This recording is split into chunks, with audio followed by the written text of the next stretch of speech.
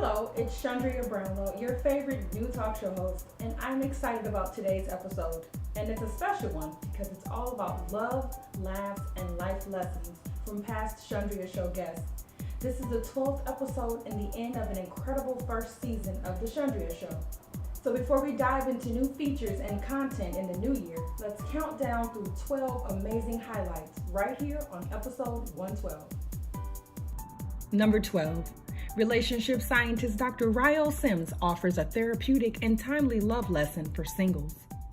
What's the easiest way for singles to get out of their own way? Because I feel like sometimes we overthink things. Sometimes we're set in a way that we're like, what is the easiest way? Yeah, I think one thing is very important in general. I think it's very important for people first to take out time to know self, and also to make sure that you're detoxed from your last relationship. And that's very, very important. Once you're detoxed from the other person, then take that opportunity to get to know self. Yeah. Right, it starts with you. Before you can pursue anything with anyone else, yeah, you have to take care of home. Take care of home. And knowing self is also, you're more mindful of what's going on when you're trying to meet somebody. But a lot of us have a certain type that we prefer in our ideal mate. So how does that idea prevent people from moving toward their ideal mate when you're locked to the physical, or you're locked by education? Like, I want somebody that's got this degree, or I want somebody that's family oriented. Like, you're picking these single a la carte characteristics of individuals when I imagine that really hasn't gotten people very far. Yeah, you're right. I mean, it could limit you. There's nothing wrong with having that list of knowing what you don't want, right? It's a good thing to figure out, well, I want this type of guy or I want this type of woman, but you still have to be careful with that too as well, because it can limit you. Somebody may not have all of those on that list that you have. They might have the potential, and I think that's what's really good. Yeah, you're so right. Now, from a scientific perspective, how do we find our happily ever after? Well, it's part of what I said earlier, just paying more attention to self. Number 11. Finance expert MJ Harris offers advice on credit matters and gives great tips in saving money. My credit score was in the pits, okay? Well, I feel like a lot of people can relate to that. And then furthermore, in your 20s and 30s is a time when you're, really at any age, but primarily then you're raising families, you want to purchase homes, then you're renting, you're paying high rent, you're paying high interest rates. It's kind of like a cycle that you really can't get out of because your credit's high, so you're getting higher interest rate, you're spending more money, which is less money that you have available to pay your debts down. So absolutely. It's a vicious cycle. I'm not going to say I'm anti-credit card, but I will say I'm averse to credit card. So I was at Macy's the other day, I love my Macy's. So I was there, I was getting bedding for one of the bedrooms. And I'm in there, I'm getting all the stuff. And the woman at the counter says, "You're the money guy, aren't you?" I said, "I am the money guy." Wow. And so, because she watches KTLA during the day. And so she says, "Well, I guess I'm going to cautiously ask this. Would you like an in-store credit card? I already know what your answer is going to be." I said, "No, ma'am, I don't want one." I said, "You know why I don't want one?" I said, "Because it's such a slippery slope whenever you get access to credit. Credit, they give you more, which makes you think you got more money. You really don't. It's not your money. It's not. And I've been down that path before. It's almost like someone who's ever been an addict. I was a credit addict, okay? And so just like any other addict can't be near the bottle or near whatever, I don't need to be near credit. I kind of keep myself away from it unless it's something that's for the business and it's managed by an accountant. I don't want to deal with it. Well, then what advice do you have for people that, like you, are credit addicts? They, my limit was increased, or I got approved for this, and it's so easy, like especially during the holidays are coming up, it's so easy that you're going to get that question a million times. Yes. Would you like to open up store credit today? And for some people, it may be a real challenge to say, no, I don't want that credit. I know I'll get it, but I don't want it. What encouragement do you have for people during as the holidays are approaching? I would say protect yourself from yourself. Let me tell you what I do. So this is a security measure. Because of the nature of business I'm in, I have to make sure my credit is always protected. So one of the things I do is I have a permanent freeze or a lock on my credit report where I have a PIN number that TransUnion, Equifax, each of them give me. So whenever I want to get new credit, I have to get the PIN number. And I can't I can't do it in store. I have to call before, like, let's say I want to go out and buy a car and finance it. What I would have to do literally is I have to call each of the credit bureaus or go online, type in my PIN and say, I need you all to open up my credit report for the next 24 hours, 48 hours. So I have to proactively make my credit available. I do that, A, because of cybersecurity, all that kind of stuff. But it gives you time to, you must really want it if you're going to go through all of that. If you're going to go through all this. Number 10. Speaking of money matters, real estate expert Vanessa Spiva tells a few important lessons in preparing for first-time home ownership. Someone who's interested in home ownership, let's talk about some tips to prepare for the big purchase. I would say number one is get your financials in order. That means checking your credit. I know that can be scary, but just at least know what it is and know what the issues are so that you could fix it. And then also try to, if you have credit cards that are all maxed out, you don't have to go pay them all off at once. I would just try to work on them in big chunks, like $400 here, and just try to get it down, not all the way off. You don't have to pay it all the way down, but just try to make some progress. Because the first thing when you apply for a loan is they're going to obviously look at your credit score. Right. And they're also going to look at your debt to income ratio. So most of us have student loans that we can't do too much about just yet, but what you can fix and kind of work on is paying down your debt and your credit cards. So working on the debt is the first working big on step. the debt and at You're least thinking about being a checking homeowner. your score to know where you fall. Because then you don't know how much work you got to do. You know, if you think you're a 720 and you're really a 620, but you never went back and checked, you're not going to know the next steps to take. So Absolutely. What are some pitfalls that you encourage renters ready for home ownership to avoid outside of, not checking the credit? Is it something like with maybe down payments or anything like that? Are there any pitfalls you can think of? I would say just take some time to understand what you want, because you don't want to go buy a home because you didn't take the time to think about what you want and need for the long term. So that's the start. Start with a piece of paper and what you want. Right, because a lot of people, I would say when people get cold feet, it's because they're starting to second guess what they wanted in the first place. Oh, I see. Or maybe there was someone a part of the process that's no longer around. I don't know. It could shift in many different ways, but I would just say keep sight of what you want, because that will keep you from making a bad purchase. That will prevent you from overpaying for a home. Because if you don't have to have a pool, then you're not going to go overpay for a home that has a pool just because you like other things in the house. So just knowing what you want will keep you from making the bad decision, and it'll keep you from having buyer's remorse. And the part about the credit is so important because it greatly affects the interest rates, and so you're going to end up spending more on a home. Yeah, it does. If you could just pay off $2,000 or $3,000 could make a difference on your credit. Right. Okay. So just have all your financials in order. So that way, most people refinance anyway, but at least you'll have the option of refinancing when you want. It won't be like, oh my God, I have to refinance. I'm in trouble. Right. I'm panicking. It won't be that kind of thing. At least you know that you did everything you could to get yourself financially prepared and in the best position by the first time that you qualified for the loan. And then if you have to make some adjustments later, then you can do that. Awesomeness. Number 9, health expert Dr. Robert Jameson suggests an incredible yet powerful alternative for women who suffer from cyst and fibroid tumors. We're talking about, cysts, fibroids, infertility. So how concerned, it's a very common thing. Cysts, fibroids are very common for women, especially African American women. Absolutely. So how concerned should women that are of childbearing age be when it comes to, myself, I have fibroids, but I'm at a point where they're really small. Doctor said there's really nothing I can do. They'll just go away on their own, but as a woman, I'm at 35, I'd like to have children in the future. So how concerned should women like myself be who have fibroids? Well, you should definitely be concerned, because that can definitely cause a lot of problems for a female, and especially with the female flow, you see. And if you have a lot of tumors, you only have a couple remedies for that. That's on the invasive side, which is surgery. You either do a laparoscopy surgery to see how many tumors you have, or you do a myomectomy to take out the tumors. What I recommend, since this pad has hit the market, is a Cherish pad. The Cherish pad.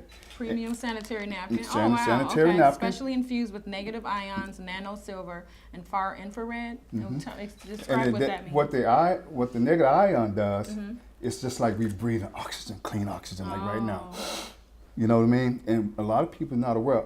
Oxygen gives you what your body needs. Right. So for a female, with this pad, it has that strip in it.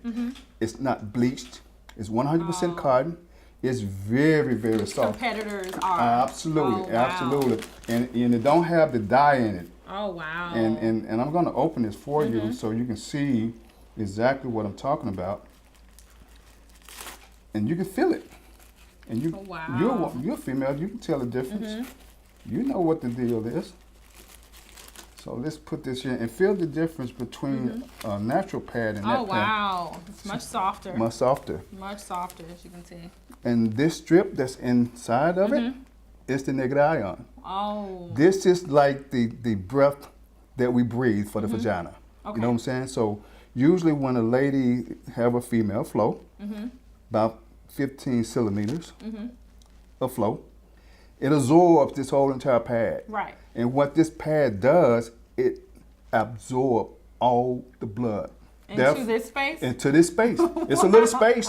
But I tell you, when you see the demonstration, it amazes you. I mean, it's amazing. Okay. And it does not, you don't get the leakage outside the pad. Outside of any of this No, area? because it absorbs everything. And this pad neutralizes the vagina, put oxygen inside the body, because it's like you inhale and exhale. Of course, your ovary, that dilates, you know.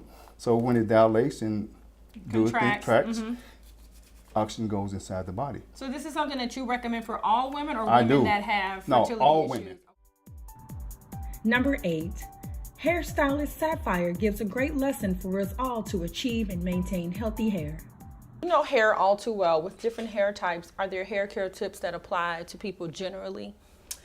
Generally, pretty much what you put in your body is what comes out in your hair. So, for example, if you're on a low-fat diet, your hair is pretty much going to come out brittle. When it grows out, it's going to be pretty much brittle. Tips would be stay out of the harsh sun. Keep your hair protected if you're in the harsh sun. Oh, it'll dry it out? Oh yeah, Okay. it would have the same effect on your hair as a flat iron or a curling iron would if you Oh, stay wow. if you stay in the sun too long. Yes. Oh, wow. Like, so what's too long? Like, that would have a grave effect on your hair? Well, too long to the point where when you go home at night and you detangle your hair, it's like really tangled and it's breaking off in the comb more than it usually do. Your best bet will probably be to wear something like a straw hat, like a big hat or some type of hat that'll protect your hair. Let's see. But like how much exposure are we talking? Like a half of a day, like a day on the beach? Is that too much exposure for your hair? Well, California sun is like no other. Okay. So out here in California, if you're in the sun for say maybe more than an hour, like directly in the hot sun for more than an hour, you're gonna feel it. Like your hair is gonna be dry, it's gonna become brittle. So on days like we've had with like the heat wave, 105. Yeah, you're probably gonna see more breakage when it's time to either shampoo your hair or comb your hair out at the end of the day. Wow. No doubt. Yeah. Okay, so recovering from that, so you have, so you did spend the day at the beach, your hair is burned or dry or brittle, breaking. You know, what are some quick fixes for that? I wouldn't say quick fix, but because you have to do some time either under a plastic cap or under a dryer, would be to do some moisturizing treatments, some deep penetrating moisturizer treatments. Okay. Number 7. Licensed marriage and family therapist Shavonna Gaylor helps Vivian, a Chundria Show viewer who habitually picks the wrong type of relationship. This one comes from Amelia. Amelia says, I have had my heart broken a time or 20 and since developed serious mistrust of men with the exception of my own father. I've been engaged twice in the last 5 years and have grown weary at the thought of being single forever. More often than not, I feel like I'm in my own way when I meet men. However, it's hard to let go of the idea that men will flip the script on me and break my heart. How can I fix myself and get my happily ever after once and for all? Wow, Amelia, thank you for your honesty. And it sounds like Dad gave you that stable force, which is why you're hungry for it, because you've had a positive male figure in your life. So first I want to tell you, Amelia, your picker is off. It is off. So that doesn't mean that the negative things that happen to you in those relationships or the negative things that these men did was your fault. Absolutely not. However, we do need to figure out the fact of what it is that you're choosing in men that continues to perpetuate this cycle. What's going on? Why are you picking these losers? Your picker is off. I love that you said you wanted to work on you. Absolutely. Work on you. Look at the commonalities in all of them. What is it that I'm looking for? And find out if you can get that need met in a healthy way. sometimes the things that we desire and that we're drawn to are positive qualities, but we look for them in a negative way. So if I know that I really admire strength, maybe I've had a tragedy in my life, something negative happened, and I'm kind of fearful, so I look for somebody who's strong. Sometimes I may be led to someone who's aggressive, right? Because I'm looking for strength. I'm not looking for aggression. I'm looking for strength. That aggression is kind of there. And so when I get into this relationship and they're kind of aggressive, I was drawn to their strength, but I was misguided. And so when they become more aggressive, then I become scared, or I'm in an unhealthy position. So maybe if I'm really, really desiring strength, let me say, okay, I do want strength, but I also want intelligence. I want somebody who can maybe be a little aware of and control their emotions. Maybe somebody responsible, maybe somebody with a decent background. So I do want strength. I desire strength, but what other qualities and what does that strength look like in a healthy way for me in my life? So definitely, yes, the picker is off. Yes, work on you. Look at some of the commonalities in the men that you chose and see if maybe those were desirable traits, but maybe we can make sure that we mold that desire in a way that's healthier for you in your life moving forward. Number 6, lifestyle expert and entrepreneur Tamara Ellison gives a lesson for stay-at-home moms to bring in extra income. Let's give some inspiration. What are a few ideas for career moves that allows moms to keep a flexible schedule in order to maintain their household? What it is there's so many avenues now with Pinterest, Etsy, social media. If you knit or sew, you have a market. If you plan a birthday party, you are an event planner. You can plan a birthday party like nobody's business. That's a skill. Cook, catering, clean, organize, manage. Maybe you are the bomb.com at keeping a schedule. Somebody needs you, like me. We need your help in balancing our schedule. Maybe you're good at meditating or organizing things. There's so many things you can do. Or if you have the availability to pick up the kids and carpool. Gosh, yes, Uber. Uber, like a mom Uber, Because now you want your kids with someone that you trust as opposed to a stranger, so that could be a good business as well. Daycare. Let's go there. You're watching your kids, why not? Bring them over here. You can play with little Johnny. Or even on the weekends, like if you need an outlet or you need a Saturday to yourself why not? Go run errands. Those are just to scratch the surface. Maybe you like to paint. Maybe you like to photography. Maybe you say, I don't want to do nothing at home. You love to take pictures. You love to draw. You love art. Someone thinks that's fascinating, and they will pay to have it, see it, or do it. And it doesn't confine you to a strict schedule. It's still flexible. You set your own schedule. You do it at your free time. Number 5, certified yoga instructor Misty Powell offers a lesson in being seated for long periods of time. And I'm wondering if you could give me some tips today on what are some exercises or things that people can do to get a little bit, if not more, fitness in their daily routine. For sitting for long periods of time, Chandra, what I tell you, it affects everything from the top of your head to the bottom of your toes. Sometimes you can develop blood clots, which lead to heart attacks, which lead to other diseases like diabetes, cancer, swelling of the ligaments, like stagnation of the blood. So many number of things can go wrong with you sitting for long periods of time. So one thing I always say is you always have time. Oh, wow, that's a good point. Yes, there's always time from the moment you get up in the morning to walking to your car or walking, from work to your car. Like there is always time. And so some tips that I would recommend, for one, is drinking plenty of water. Water is so important. Our body is literally made up of about 76% water. And so constantly putting water inside your body, you're refreshing your blood, you're refreshing your vital organs. And so you can keep continuing to flush out any type of debris or trash that may just need to be, you just may need to get rid of it. And so from there, also too, long deep breathing. Long deep breathing really helps. We only use about 1/3 of our lung capacity, but the lungs drop all the way down from the cradle of the core. So a lot of times when we're stressed, we're holding our breath. When we're anxious, we're holding our breath. When we have anxiety, we're holding our breath. Even when we're excited, we're still holding our breath, Great And so point. that 1/3 capacity, it stops right here. but you're supposed to be breathing all the way down. Deep breaths. Exactly. And I can feel like when you're tense, you do have like short breath. And we really hold it in our shoulders. And with sitting down so much, what happens is we create a lot of tension in our shoulders, and that tension shoots all the way down to the lower back, then moves down to the legs. In terms, that's where the blood clots come in, and even so, your sciatic begins to flare up. And I'll get to that a little bit later as well. Number 4, relationship expert Kenya Metoyer talks tips to get over a breakup quickly.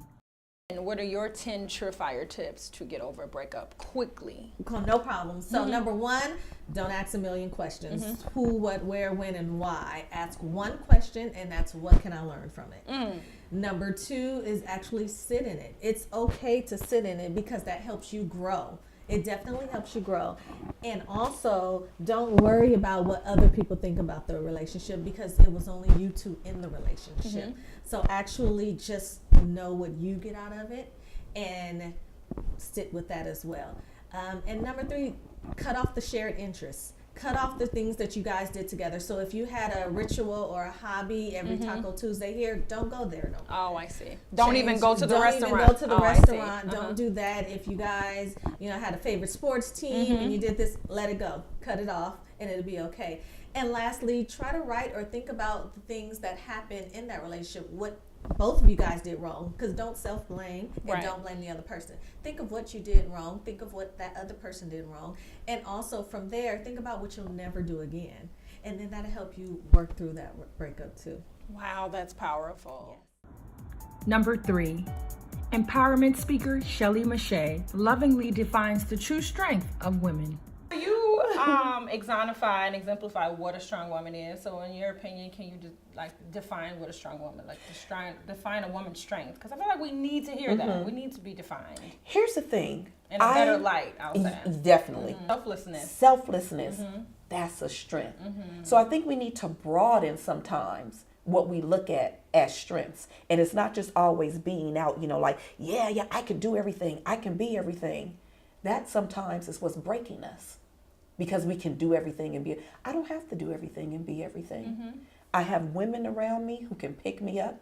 I have a husband who says, sit down, Okay, have a seat. Have a seat. Yes, husband. And I'll be like, I just cross my leg. Okay, bro.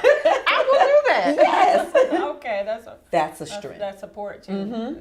It's amazing. And for us to be able to accept that support. We don't know how to accept support sometimes as women. Especially if you're used to being the leader, you're used to running it, and you're like, sometimes you really don't, you might not know how to turn it off. You just don't know how to. Sit down, wait. Right, what you mean? What you sit sit down? Wait, what you about to cook? Exactly. Wait. What you put? How'd you season that? Why you make rice? Brown or white? What is it? Exactly. It's okay to sit down. It's okay. There's to strength sit down. in that. That's a good tip. It is okay to sit down. Number 2, health and fitness expert Alicia Goodall helps us eat the right foods for our blood types. The floor blood types and what foods in those blood types should they avoid or consume. Okay. I just found out most recently that I'm B positive. You're B positive. I never knew that until like a year ago. Well, you're supposed to have high vegetables, eat a lot of vegetables. That's the vegetarian diet. Oh, okay. But stay away from chicken. Okay. Chicken is the go-to me. I love chicken. I love chicken too. But I'm gonna be transparent. I do eat it in moderation. I'll do very little chicken, but now that they have turkey breast that are similar to the chicken breast, because white meat is a lean meat, so I'll choose the turkey over the chicken. It's a cleaner bird. Let's just say that. A, B, the B, the O, and just the regular A. Okay, so the thing is that for the B positive, you're supposed to eat more vegetables. You're even to work out for your blood type. You're supposed to do certain tennis, things like that, because if you do other workouts, it's a detriment to your body if you're working out wrong. No, I walk a lot. Yeah, walking is always good. But walking you said I should do tennis. What is the significance of that? Like tennis is active, active, moving your body around. It's it's versatile versus just doing one thing. Walking is always good for anyone. So high vegetarian, stay away from chicken, do turkey meats. Stay away from wheat and gluten. You have to pay attention to that. Lord. Number 1, relationship coach Natasha McCray challenges us all to communicate with our loved ones using the 5 love languages. Can you talk to me about love languages? I think a lot of people don't. It's a term you hear. Can you define love languages and tell me about each one? Yeah, love languages are very important because when you go into a relationship, I start with self.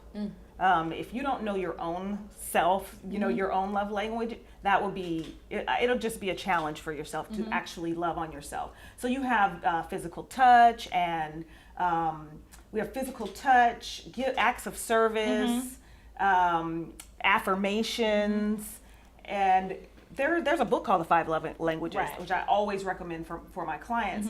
And when you know what your love language is, you can go ahead and tackle that on loving on yourself. Like, for instance, my friend's love language is gifts, giving gifts. And so for herself, whenever she has extra money, she'll buy gift cards for herself and just leave them in a drawer, so that she knows she might be feeling a little down or might be going through something. She's like, I'm going to give myself a gift. And I'll take the gift Yes, card. Right. yes. Reward herself. Reward herself. Quality time is my love language. So the way that I love on myself is spa, ocean, going to the beach, taking time for my quiet time for myself. And when you learn your love language, you can start loving yourself a lot more. However, you will also be more attuned to someone else's love language, because most of the time you get into a relationship and you end up loving on someone with your love language.